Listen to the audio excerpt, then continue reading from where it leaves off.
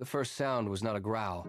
It was the slow, deliberate scrape of something heavy shifting against wood. It did not belong. It lingered, then stopped as if it too were listening.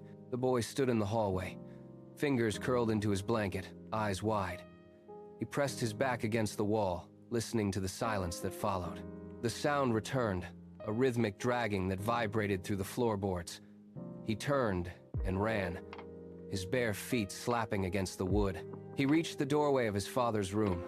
He stood there, chest heaving, listening to the steady rhythm of his father's breathing. He stepped forward and shook the man's shoulder. "Daddy," he whispered. The man sat up, rubbing his eyes. "What is it, buddy?"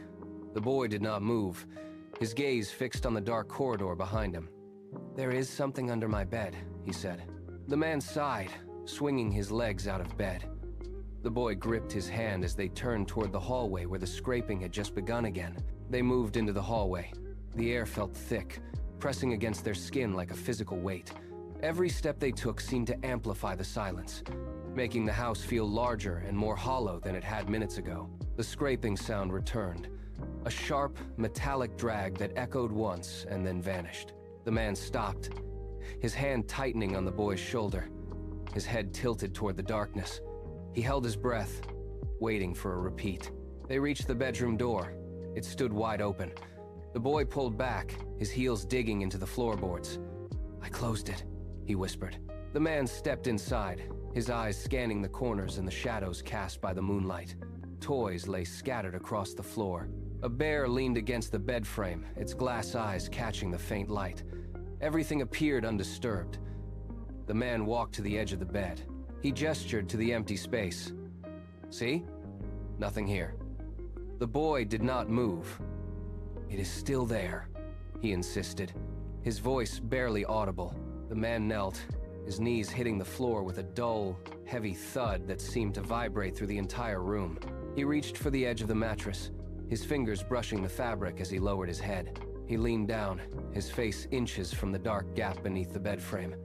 He squinted, his eyes straining to pierce the absolute gloom. For a long, agonizing moment, there was only the smell of stale dust and cold shadow.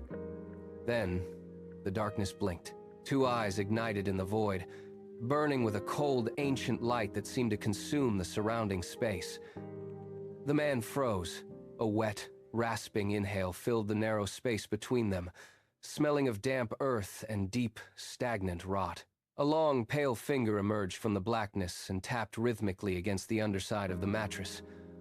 Then, the thing smiled. The man scrambled backward, his palms sliding against the floorboards as he pushed away from the bed, his back slamming hard against the wall. "Run!" the man choked out. He grabbed the boy and shoved him toward the hallway.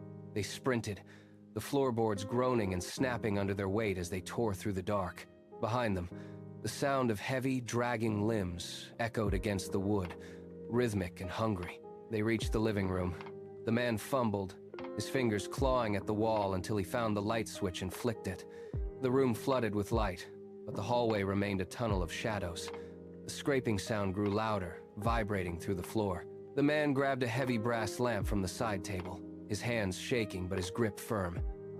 He stood between the boy and the dark hallway. The scraping stopped just outside the door. A shadow stretched across the floor, elongated and wrong. The man raised the lamp, his muscles coiled to strike. The shadow detached itself from the darkness, rising higher than the door frame. It did not rush. It waited, savoring the silence. He shoved the boy toward the front door and threw the bolt. They spilled onto the porch, the cool night air hitting their faces like a physical weight. The man slammed the door shut and twisted the lock. His chest heaved, his lungs burning with every ragged breath. From inside the house, the scraping resumed. It was slower now, rhythmic, moving toward the door they had just sealed. He did not wait to hear it reach the wood. He pulled the boy into the car, jammed the key into the ignition, and twisted until the engine roared to life. He threw the vehicle into reverse, tires spinning against the gravel. As they pulled away, the house stood silent in the darkness. He did not look back.